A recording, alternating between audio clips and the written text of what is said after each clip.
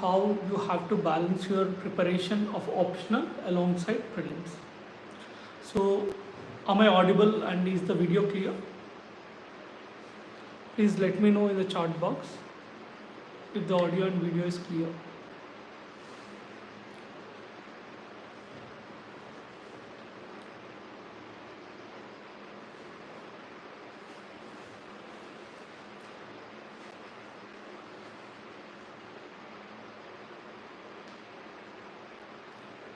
Yeah, so basically, see, there are three kinds of students that you can notice.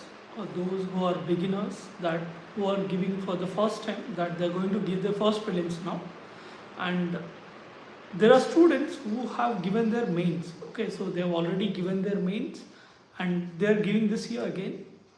And those who are veterans, those who have already cleared, and they are trying to write again. Okay, so they want to improve their rank. So there are three kinds of students altogether. Now what happens is that the students who have already given the exam, very good evening everyone, so who have already given the exam, they are very clear that their optional has to take the priority till the February month, because they know that their optional plays an important role. See, most of the students, what they think is that many a times the students think that okay, if we clear prelims, then we'll focus on mains and we'll try to work out. Maybe that would have been possible if there were 120, 130 days, then it would have been possible. But if you notice, now it's not possible because the amount of time between prelims and mains has reduced drastically, and the paper of anthropology is taking on a tougher side. Given this situation, and the prelims also is getting dicey, and students are also worried that without prelims, how we can do mains. So this dilemma is present among most of the students. Now, how to deal with this dilemma basically? How to deal it? So where should we emphasize? See, I'm going to deal mostly about anthropology, but for any optional, how you should prepare and how you should set things ready so that post prelims your job is easy and you're confident enough so that you can focus on prelims very carefully. So I'll tell you, like if you take any option, first thing, the conceptual clarity. I keep emphasizing on this thing again and again, conceptual clarity. So now many of the students have done their first reading and they're clear with the concepts. And students, while taking up tests, they have this issue that, sir, we are not able to recall what we are reading, and we are facing the issue with respect to memorizing things. And when I'm trying to write the test, I don't recall what I have read. I'll tell you one thing that you can keep in your list of things to do in daily basis. Okay, so to-do list, you can add there that very important thing that you have to revise. You have to revise at any cost. And how is this revision possible? Okay, how is this revision possible? This revision is possible if you make short notes. If you don't make short notes, you cannot revise. Because how can you revise 30 pages, 40 pages? This keeps on adding every next day. Right? It keeps on adding every next day. How can you revise those many number of pages? It's not possible. So whenever you are reading something, always try to make summary of that particular thing. Without making summary, do not move forward. People think that, okay, I'm going to waste time on making this summary. First, I'll finish everything, I'll read everything, then I'll come back and I'll make the notes. That's never going to happen. Trust me, it's not going to happen. And people also do one more mistake, that they keep on reading, What happens because of this? You gain more and more knowledge. And what you tend to do is that intellectual entertainment. So you feel you are intellectual because you are gaining more and more knowledge. You enjoy this process. And you see yourself among the illusionary competition. So there is no competition, there is no real competition that you are facing. You are facing the illusionary competition. You are imagining yourself that you are in the competition, but you are not. Just try to come to the reality. And I'll tell you that why I was posting that cruel reality of the exam. You can see that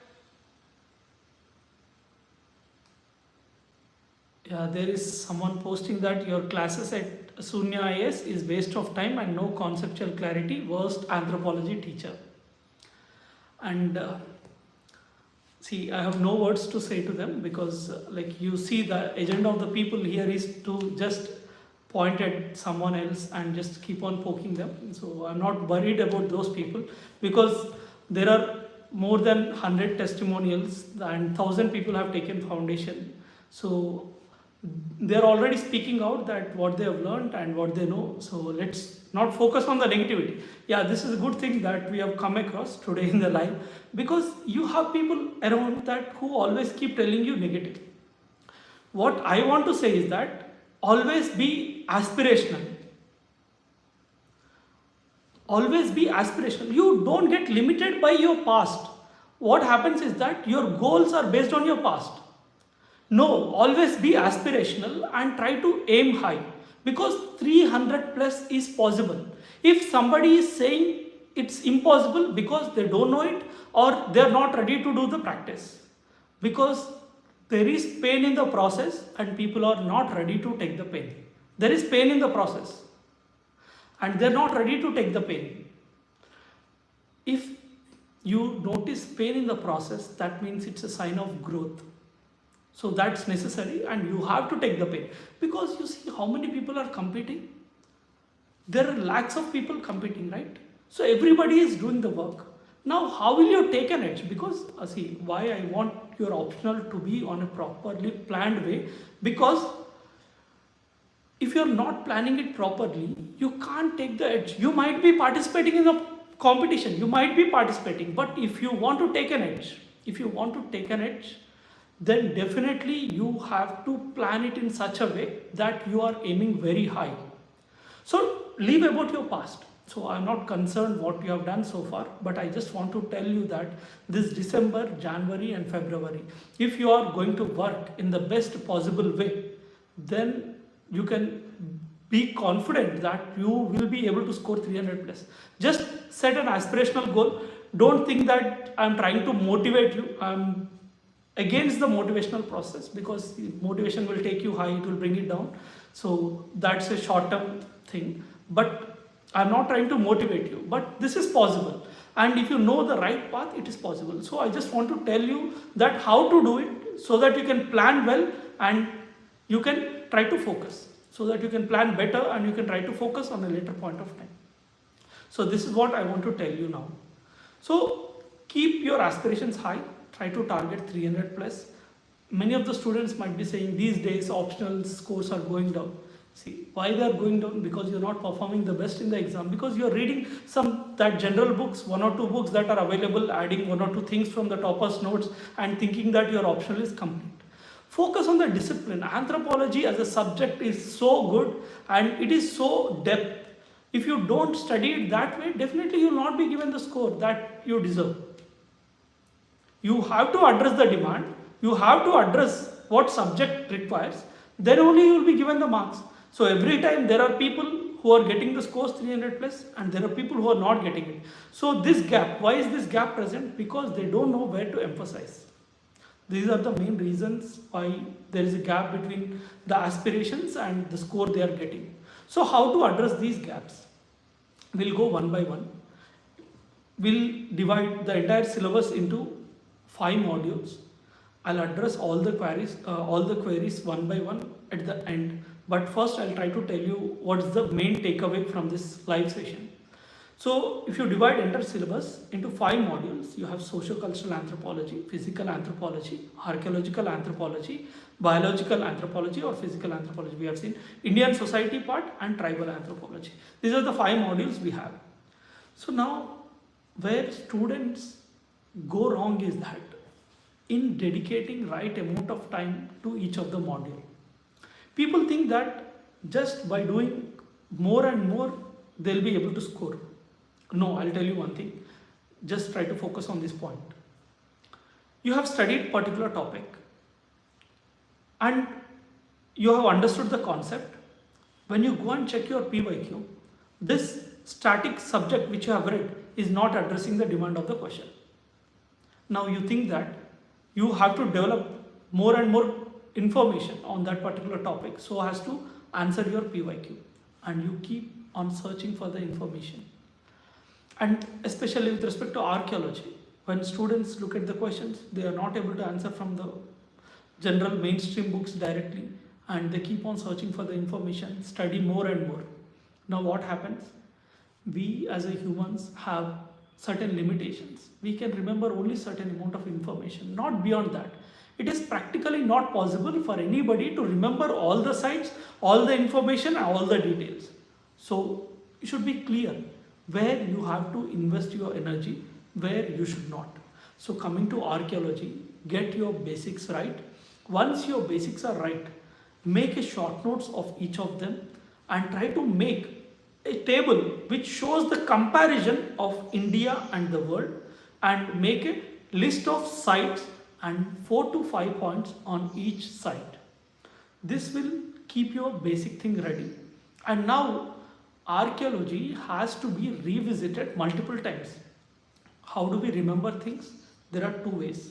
First, you will try to remember by having the logical understanding and neurological connections from one point to other point.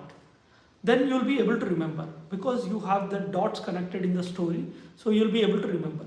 But there is other way, that while you are passing through a road, you keep on seeing a board every day. You don't know what is it, what is written on it, you don't know who are they.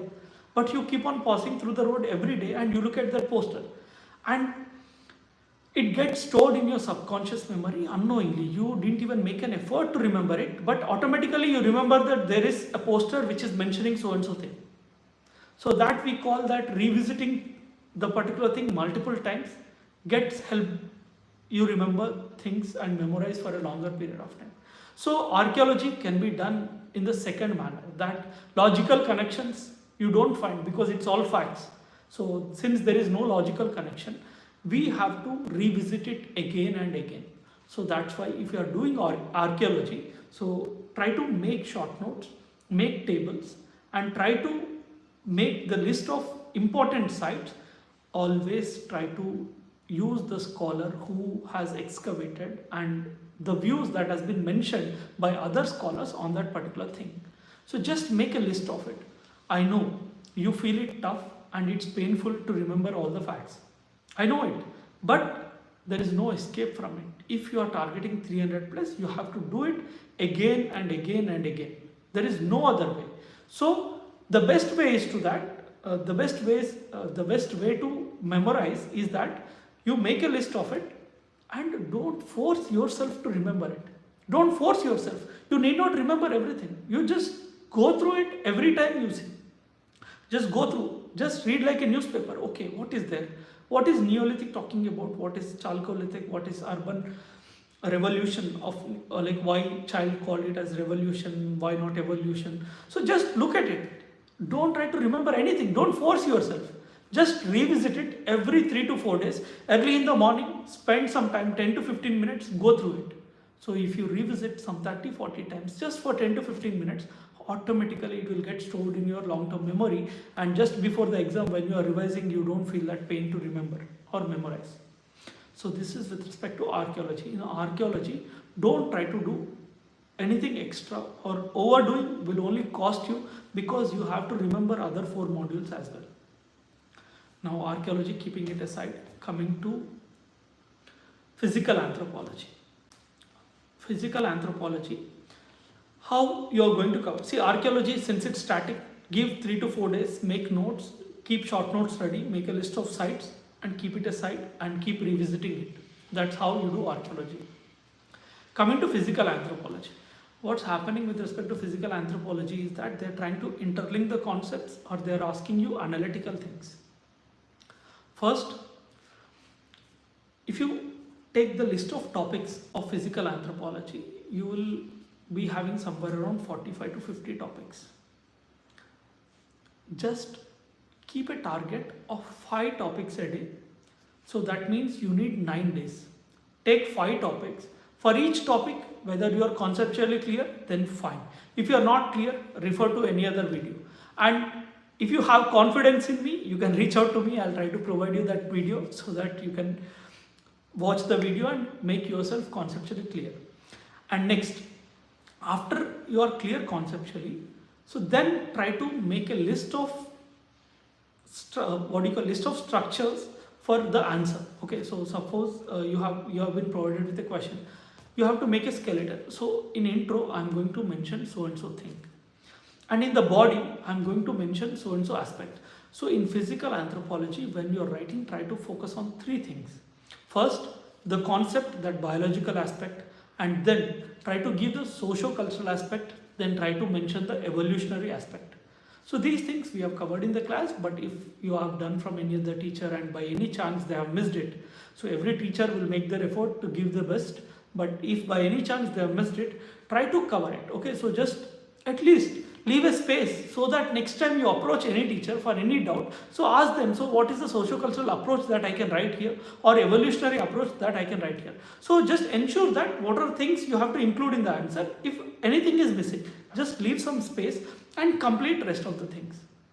So you should maintain the skeleton, that what all scholars you're going to include, write the biological part, socio-cultural part, evolutionary aspect, then conclusion. So this is the structure of biology or the physical anthropology answer. Okay, biological anthropology answer should be in this manner, because we are doing anthropology and not biology or genetics. Okay, so though it is mentioned as human genetics, but we are being part of anthropology discipline, we try to explore it from all dimensions. So when you give complete understanding from all the dimensions, definitely your answer is going to be appreciated. This is the first thing. Next thing I want to tell you, that now how to get your content. Okay, so now how to get your content and how to develop interlinking and how to develop the answer. Now, when you are taking a particular question and trying to read PYQ, see, PYQs are definitely important. I don't say that they are not important. Definitely they are the guiding light, and PYQs itself is anthropology. But you have to understand the pattern of exam is changing. If you look at 1819, that you take some Vivek Bashmi sir notes or you take Akshat Jain sir notes, they are sufficient to get very good score. But from 2020, 21, 22, 23, 24, you notice the change in the papers. They are getting analytical. They don't want you to stick to some basic things and come and dump those information. Only who has that analytical skill to understand the subject and apply it across the discipline will be appreciated. So if you want to be one among them, so give yourself time to think. Take the question, take the topic, think on it. What is it? How can I relate particular thing across different disciplines? How can I relate it? How can I relate this topic of selection to the blood groups? Because blood groups are varying across the geography. If they are varying across the geography, what is the reason? So that means there is some evolutionary advantage and natural selection is acting on it. And just studying it as a fact will not enable you to write the questions that UPSC is asking, because it is asking analytical questions. So when you think on daily basis on the questions, you will be able to cover it. So first we have done archaeological part. Give 5 days of time. Do it properly. Give 5 to 6 hours. Do it properly. Make notes. And after making the notes, keep revisiting it. 5 days for archaeology. And I told you that if you divide physical anthropology, you will have 45 to 50 topics. Even if you are getting more than that, just try to limit yourself. Leave those less important topics and first focus on most important topics. So these 50 topics, daily take 5 to 6 topics or 7 to 8 topics according to the load that you're going to have ability to take the load. Depending on that, take the number of topics. And those topics, try to think on it. Don't rush yourself to remember what is already given. First understand, then make a structure, see what's missing. If at all there is something missing, that conceptual clarity, or you're missing socio-cultural perspective, or you're missing on the case studies or anything. So I also thought that I'll share the complete physical anthropology case studies and some of the value addition of socio-cultural anthropology. I'll be sharing it soon. So you can message on the WhatsApp that I'll be giving the number at the end. So you can share on, you can message on that, and if you don't have that value addition, you can take it from me. So physical anthropology, make the skeleton, understand, try to interlink. Okay, so that is very important, because you have to observe that one study you have read for one topic should be useful for at least 5 to 6 topics of the syllabus, or else you are trying to overburden yourself.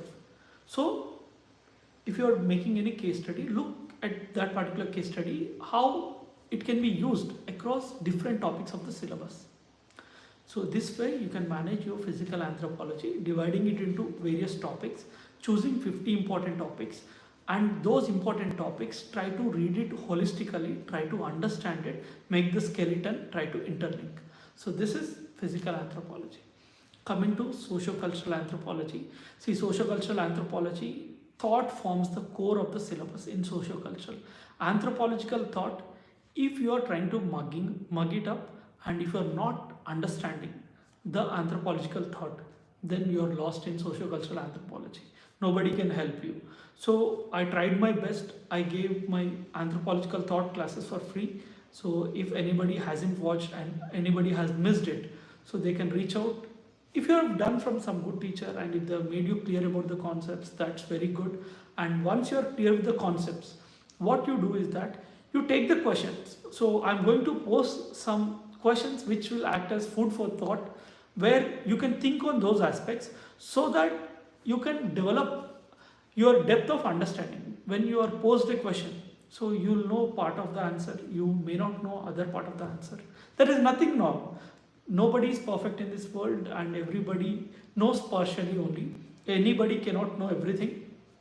So if you know only partial answer, that's okay. And if you're missing something, just note down, okay, so for this topic, for this question, I don't know this part of the answer, so I have to learn this. You reach some good mentor, faculty, or anybody who is accessible to you. And if by any chance you feel that you're comfortable to reach to me, you can reach out to me as well and tell me, sir, this area I'm missing out, but I have some small request for you, that sometimes people bring entire syllabus that I am not understanding this, tell me. So since there is paucity of time, we cannot provide each and everything of the syllabus. But if you are very specific, sir, in physical anthropology with respect to primates, I don't know infanticide as a strategy. So people have mentioned it that I have to know it, but I don't know how in primates infanticide as a strategy is working. So then I can immediately share you some particular paragraph from the textbook or the resource which I have already made. Okay, so that you can do. So first, bringing clarity on anthropological thought and working on the questions. See, I would say, if you have seen the Benzos video, like who has scored 59 ranked last year and 303 score in anthropology, he has emphasized very much on brainstorming, right? So that's what is very important, because when you don't think, and if you go and sit in the exam hall and some new question is put in front of you, how are you going to think? Because you are accustomed to those PYQs which you have read again and again. But now the question is asking very different, and it is interlinking multiple concepts. It is interlinking multiple concepts. How are we going to deal it? It's very difficult. So you have to train yourself. You have to train yourself multiple times. Unless and until you train yourself multiple times, you cannot do it. So for that reason, you have to take some 20-30 questions. Don't write answer, it's okay, because we can't write 30 questions. You need to write 2 to 3 questions every day and make yourself accustomed to write complete answer and in time, and then rest of the things you can practice brainstorming. So in that way you can develop good depth in anthropological thought. Once you develop good depth in anthropological thought, if you are developing good depth in anthropological thought, then you take family, you take marriage, you take kinship, religion, economic organization, political organization. In these concepts, half of your job is done, because you know what each scholar is saying. Okay, so every scholar talks something about economic organization. You take Malinowski, he talks about religion, he talks about magic, he talks about difference between religion and magic, he talks about economic organization, how it acts as a reciprocity. You study it in balanced reciprocity, Coularing, and Malinowski is a substantive anthropologist. So who supports the second view against the formalist? So when you study Malinowski in detail and have a good understanding, automatically you'll use him along the topics that are mentioned. So same with what do you call R.C. Brown, Radcliffe Brown. So Radcliffe Brown, you can use him in religion, totemism. You can use him in what do you call political organization. He talks about band societies, Andaman Islanders, how they are able to maintain this law and order, how the social control is maintained. What is the basis of social control? So instead of studying Radcliffe Brown, what are his premises, what are the books, what are the conclusions. So I have seen some people posting that just if you can maintain this structure and if you read about anthropological thought, then your anthropological thought is done. If you are reading that way, then you are causing harm to yourself rather than benefiting. Study in such a manner that that particular person's contributions you are very clear. What is he talking about? How he is talking about joking relations, how he is talking about kinship, how he is talking about law and order, social control, how he is talking about totemism. You can apply across entire sociocultural anthropology. Now you need not worry that I need to do value addition, I have to do some example study. Automatically you can write. If somebody is asking about power, you have to write various approaches: evolutionary approach, transactional approach, the approach that has been given by Frederick Barth and F.G. Bailey. You can write the Marxist approach. So everybody has given one approach. Once you are clear with anthropological thought, your answer is going to be look like an anthropologist, and you will be mentioning multiple perspectives in the answer. That multiple perspectives will fetch you good score. Why I am emphasizing much on anthropological thought? Without anthropological thought, there is no anthropology. So you cannot write anthropological answer and don't expect good score without being very sound in anthropological thought. That's why first do anthropological thought well, think on it, brainstorm on it. Once you're strong, do the rest of the topics. And here, choose the topics. Just like you have chosen 50 topics in physical anthropology, now you see the 50 topics. You see the 50 topics from the sociocultural anthropology. Okay, choose the 50 topics from sociocultural anthropology and now work on that. See, in fourth unit, what they can ask? They can ask you power, authority, and legitimacy. If you are clear, what is power? How power is established among bands, tribes, chiefdoms, and the state. If you are clear with that, and how the authority is established in bands, tribes, chiefdoms, and the state, and similarly legitimacy, and how social control is established.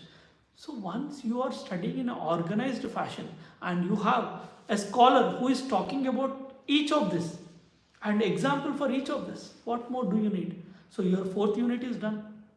And coming to third unit, they can ask you impact of globalization on indigenous economic societies, or principles governing production, distribution, and exchange, or they can ask formalist substantivist debate. So around 4 to 5 topics in third unit, fourth unit, fifth unit. Anthropological thought, anyhow you have to do completely, no escape.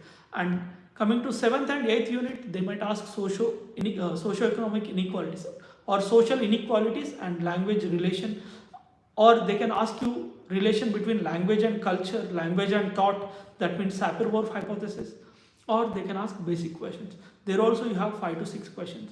In the 8th unit, again 7 to 8 questions. So if you divide entire syllabus of sociocultural anthropology, you will get 50 topics. Daily take some 7 to 8 topics, sit on it, think on it, make a structure. First, you have to introduce, and within the introduction itself, you have to be clear that who as the person introduced the concept and who is the famous scholar who talked about it. Introduction should be with a scholar and anthropologist, you cannot miss it. Okay, so that part has to be done. So you can make list of scholars who are talking about power, authority, legitimacy across difference. You can make some flow chart so that you can make some short notes so that you remember.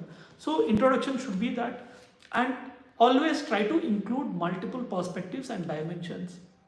Recently I have given a question that polytheism in India. So people have written about polytheism. They have written the features of polytheism and types of polytheism, but they forgot to write the scholarly perspectives. And I always tell that when you're writing answers in paper 1, try to include the concepts and the scholars of paper 2. So I'll tell you one example.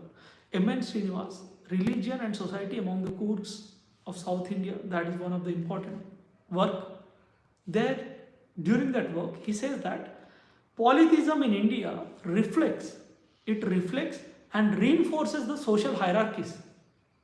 So it is not just reflecting the social hierarchy, but it is also reinforcing, because every caste has a god and people practice rituals for that god.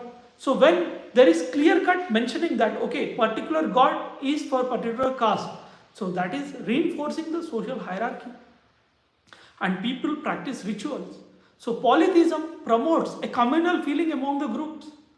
So when you're not writing these perspectives in your answer and you're trying to restrict yourself to that generalistic answer, how can we expect us to get good score? See, we are not trying to blame anyone here, because see, you might be studying from XY teacher, okay, whoever it may be. But if you're not getting the rank and if you're not getting the score, whom are you going to blame? The teacher, the mentor, or your friends, or anyone? No, you have to take the blame, right? And you are the person who is going to be vulnerable at the end. So that's why don't compromise on your efforts. And definitely there is a need for pain, and I told you that pain is sign of the growth. Okay, if you want to grow, you have to take the pain. Sit, think, work on it, make the structure and revise it regularly. So for socio-cultural anthropology, you can do this way. At first, develop sound foundation for anthropological thought. Once it's done, take different topics, divide it into multiple, and just take 5 to 6 topics every day, try to finish it. And socio-cultural anthropology also takes some 10 days to 12 days. So 10 to 12 days socio-cultural anthropology, 10 days for physical anthropology, and then 5 to 6 days for archaeology. So 3 of them have been done. Then coming to Indian society and tribal anthropology. People try to think this is the very easiest area and we can study in 2 days, 3 days. It doesn't take much time. That's where the problem is. You haven't understood how wide the syllabus is for these areas. The syllabus is very wide, though it is mentioned in small words, and we see the textbooks which doesn't cover it entirely, and we think that it is very simple. That's where we get trapped. So what I would suggest is that when you take a particular topic, take Sanskritization, take Westernization.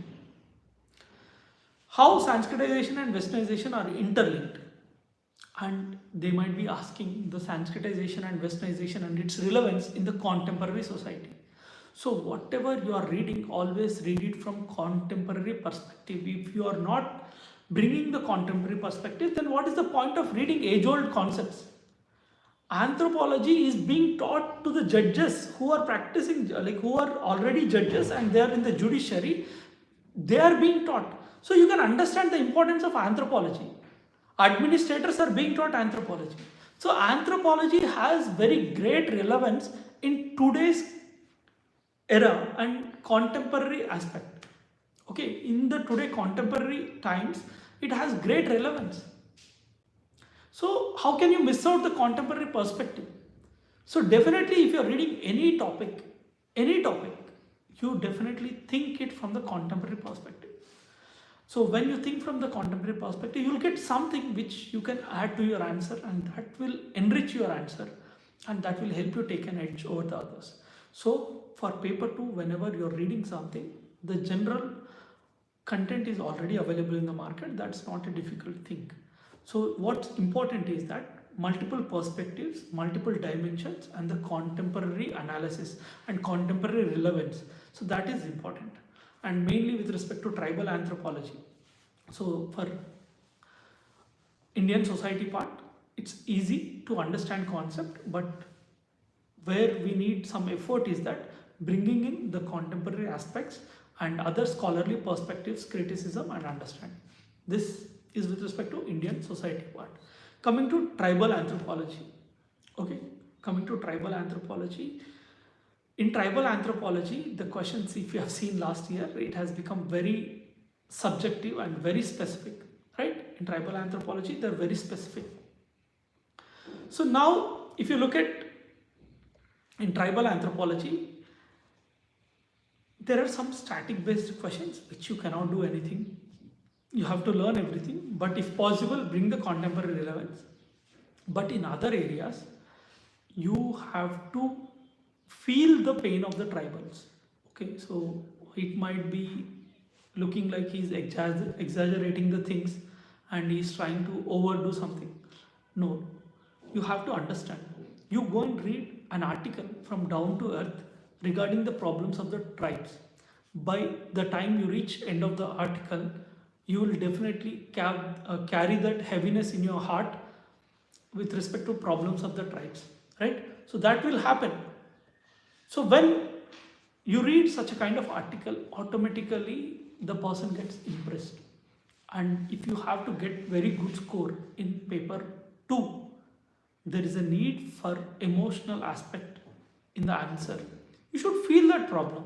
If you're not feeling it, definitely you cannot express it. So how can you generate emotions? You cannot buy emotions, right? Or you cannot buy it from any books. So if you have to develop such emotions, you have to read good literature. So where do you get this good literature? Just type tribal articles and problems. Go to ResearchGate or JSTOR.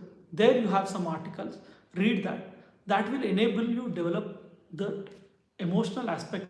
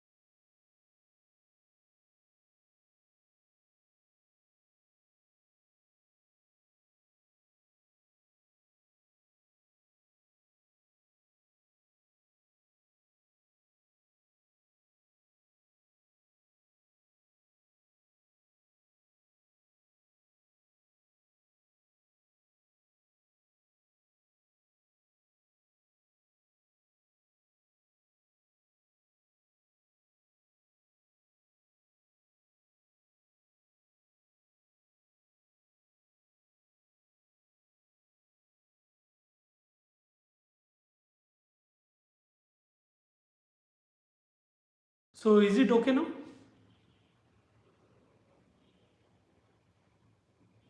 Is it fine? Yeah, I think it's working. Yeah. So which topic we were discussing? That.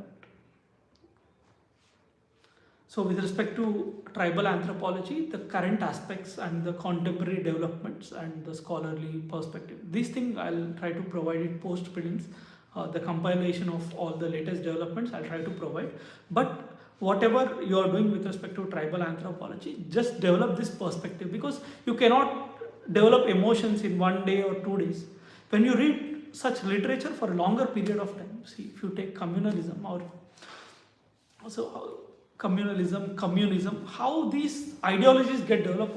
These ideologies get developed over a period of time when you are into that literature continuously.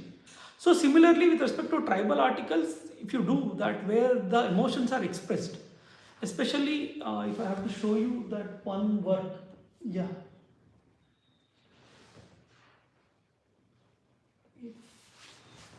It's available.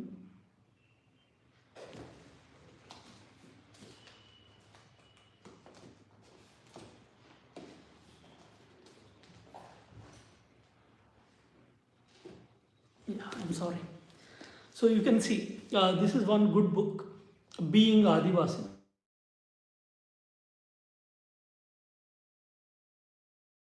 Books continuously. Don't read it for the purpose of remembering. Okay. So this is by Abhay Zagsa.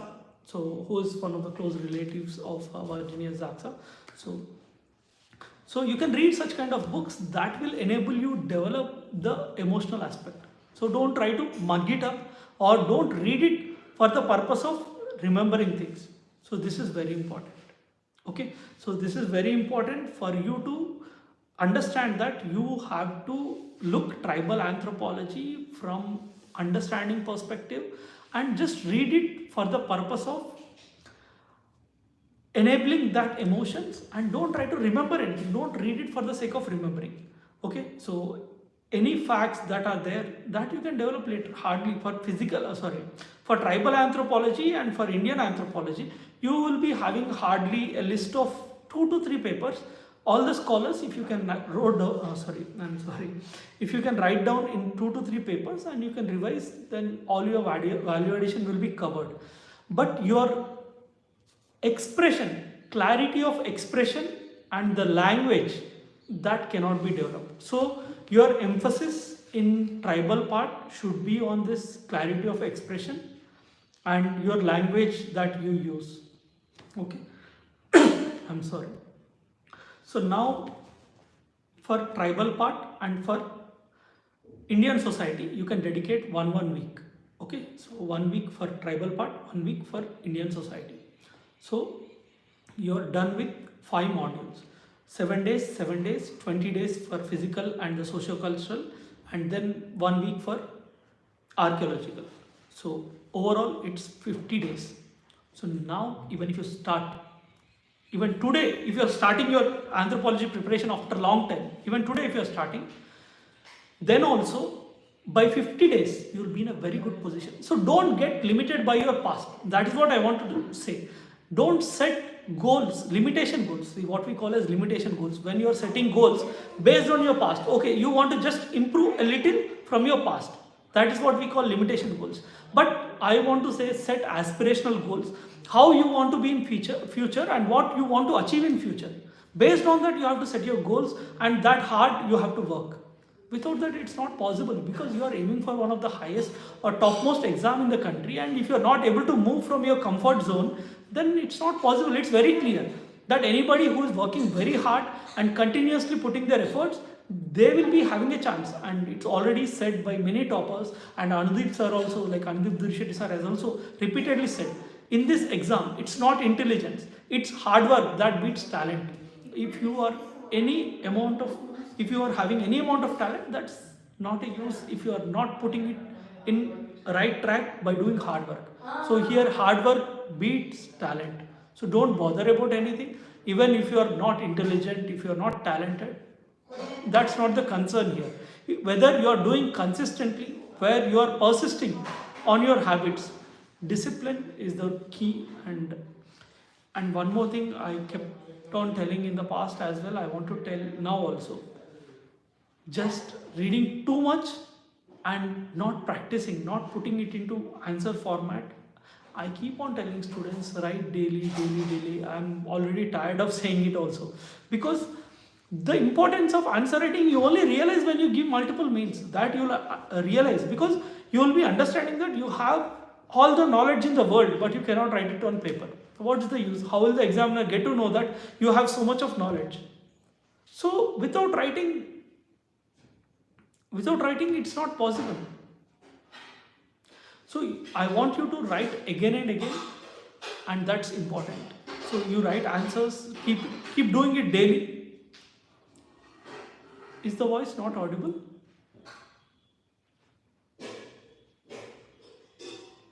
Please, can anyone tell me that if it's audible or not? Audible. Okay, done. Okay, so keep writing, and that's very important part. If you are missing on writing your answers, if you are not practicing, then you are out of the game. Just remember, if you are not practicing, you are out of the game. Because we cannot write more and get exhausted. You have to read as well. Okay. You cannot write more. You cannot write more. You need to. So I'm through 555 program. We'll talk about the program later, because I just want to provide you value. This is not to sell anything. I am not at all interested in doing that now, because I want to give a serious insight to the students that how to utilize these last days. Because people are not clear whether they have to focus on prelims, or whether they are able to whether they have to focus on optional. Sometimes I get distracted by seeing the messages, I'm sorry for that. So whether you have to focus on optional or prelims, just I want to make it clear. But first I have to provide you how to do it, then we'll go to how to balance and what to do. So now you are clear with what you have to do and how to do it. By January 20, so even if you are starting now, by January 20 you will be done with your anthropology optional. Now should we completely give up on anthropology optional and start doing prelims? That is the reason, when you are doing your study, make a note which will be having summary of what you are reading.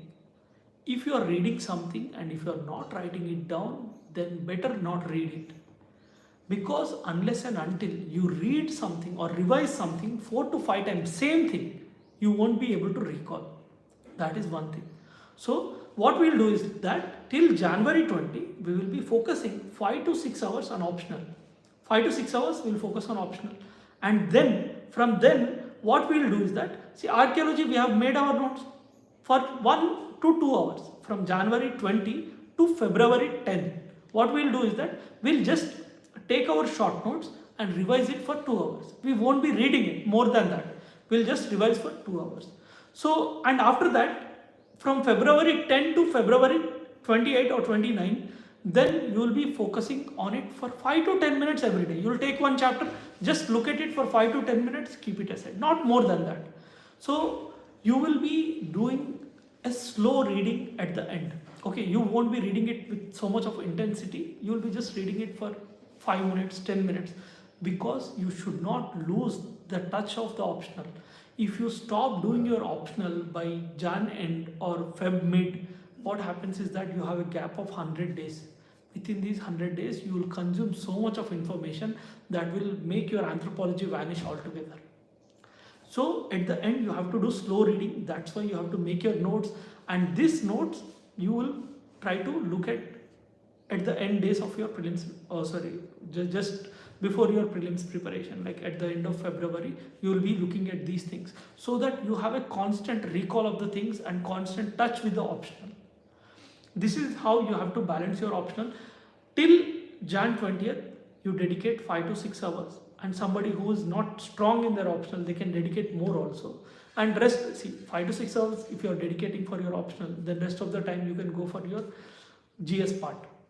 You can do, which is covering both prelims and mains in the beginning, and later only prelim specific. So in this fashion,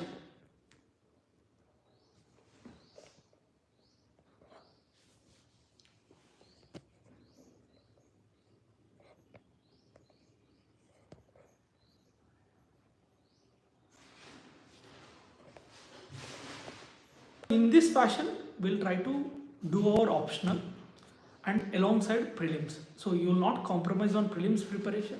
At the same time, you are confident that your optional is going on. Okay, so this is how you will balance your anthropology and your prelims alongside. Or be it any optional. For any optional, when you are studying, if you are not making a note, and that note has to be very simple, and it should be having comprehensive information written in crisp manner. So that will help you revise multiple times and overcome the problem of remembering. So some students have said that they're not able to recall the facts. See, that is the only reason behind not recalling facts is either you don't know the story behind the fact, or you are not revisiting it multiple times.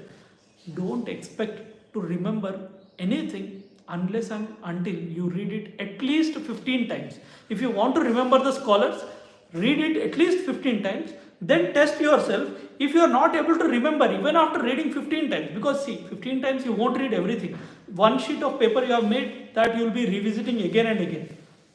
Then if you are not able to remember, then you must assume that there is some problem. But or else it is very common with everyone, even with the faculty, because we have done it so many number of times and we have the sound understanding of the concept. That's why we will be able to remember. Or else even if we have read something as fact, that is not possible. We cannot remember that also. Like you see, even as a faculty, we cannot remember, because everybody is a human being and they have their limitations. So if you can follow this, you can balance your prelims, optional parallelly. And I'm telling you again, aim high and try to work hard.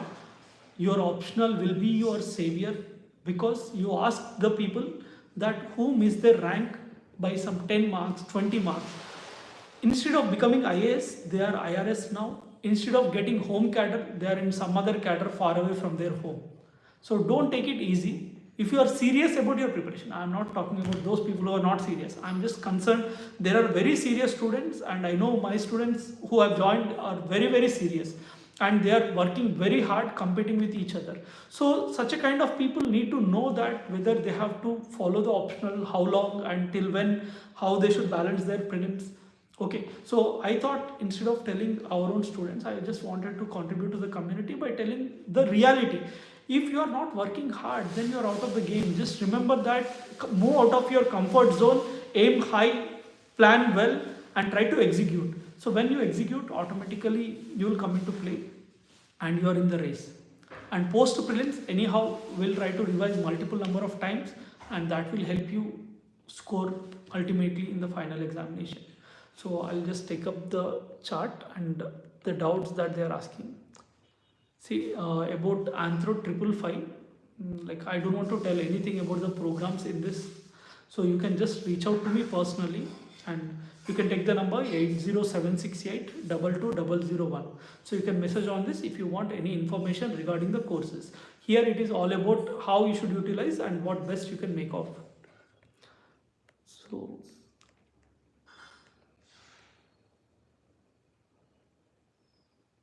yeah, so I haven't seen the name of this particular student that who have mentioned that. So it's mentioned Ambika.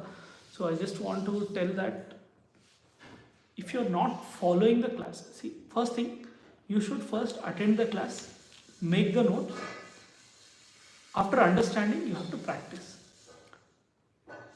If you are visiting a class once in 20-25 days, and assuming yourself that you will be provide anthropology, that's completely foolishness. We can't help with that. Okay, so now you can ask your individual doubts. I'll try to clarify them.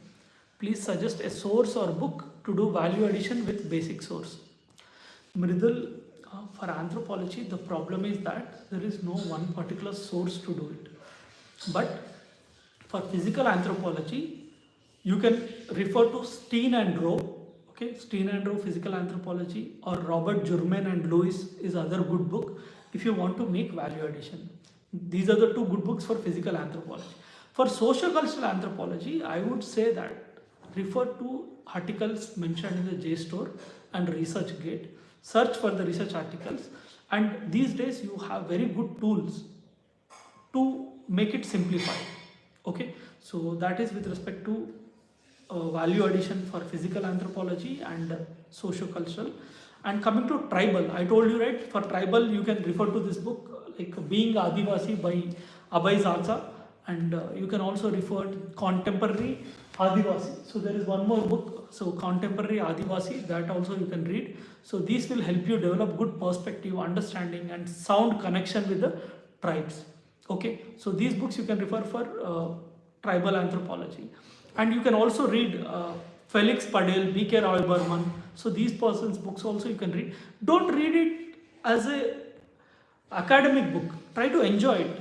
Okay, so if you are reading it as academic, that will be of no use. When you enjoy it, some or the other way, in some or the other answer, you will use their views. Okay, so there is other question. Sir, please tell us about how to complete it in upcoming 1 to 2 months with prelims. What can be the schedule? See, that's what I have said so far. So I'll be posting this video on YouTube. So after the live ends, you will be able to watch the entire video again. So please go through the initial beginning part so that you are aware about the process. So how you have to plan. I have said from December 20 to from December 2nd or December 5th today. So December 5th to January 10th, how you are going to plan. Okay. You're welcome, Ridul. Sir, kindly post book list. The problem I'm telling you, right, the problem is that the book list is so vast and no single book has covered these things. That is the major problem. But somehow recently, depending on the poll, I'm coming up with tribal anthropology book, which is going to be very comprehensive. So we'll see how it's going to work. So I've told you, right, for physical anthropology, you can refer Steen and Rowe, Robert Jurman and Lewis. And for sociocultural anthropology, there is no one book. Okay, sociocultural anthropology, there is no single book. So whatever you have read from your any of the faculty, you can use that and substantiate with the research papers. And next, coming to paper 2, Economic and Political Weekly will help you deal with caste and village studies.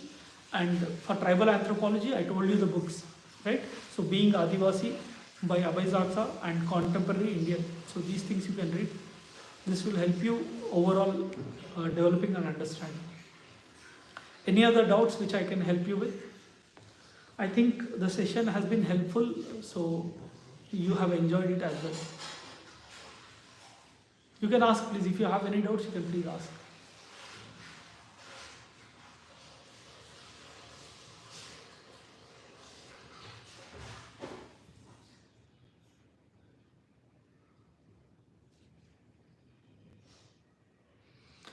And I want to tell you one thing. See, there are always people who say different things. They'll say that it's like anthropology optional is being stepped down, and anthropology is not doing well these days. Papers are getting very dynamic. You cannot score well, or they'll try to limit your potential. What I want to say is that don't get limited by those negative thoughts or negative people. Don't surround yourself by negative people, first of all, because you are average and you are a mirror of your surroundings. So obviously thoughts will reflect some or the other way. Though you ignore them, but still that will impact it.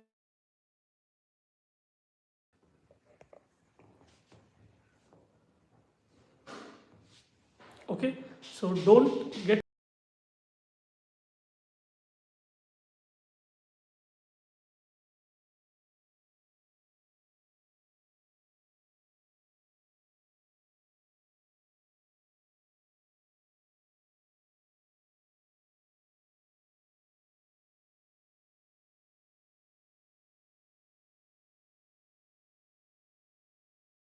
See, I just want to make it clear that, see, when students come to me, I don't pacify them telling that, yeah, okay, whatever you have done is excellent, you're doing wonderful, so whatever you're doing is wonderful, and you just need not do anything, just follow whatever you are doing.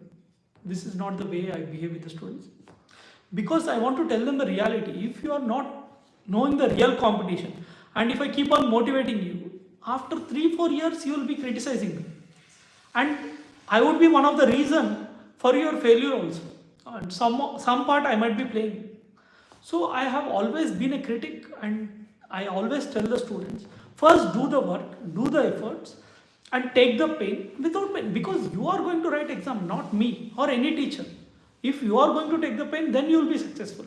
So you take the pain, you write the answer, know the difficulty, okay, which area you are facing the difficulty, then you can reach out. And I have always helped anybody who have reached out, not just my students, anybody, but only who come with the efforts. Okay, you work on it, you bring the efforts and tell that, okay, after working, this is the area I am facing the difficulty. And anybody who asks me randomly that I need this, that, I generally ignore, because where is the time? And how to differentiate from a sincere student and non-sincere student? And there have been times where I have spent hours and hours on non-sincere student.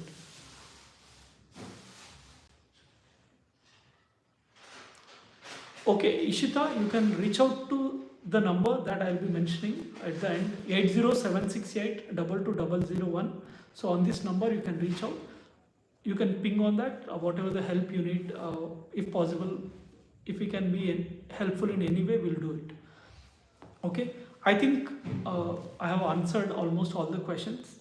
And if you have anything, do reach out to me personally. We'll try to do the best and make use of these 3 months very carefully. Okay, so GS will talk later. I'll bring some toppers, they can help you better. So because more into optional, the session is about balancing optional and prelims. So for prelims also we'll try to come up with some session. So that's all for today. Thank you everyone.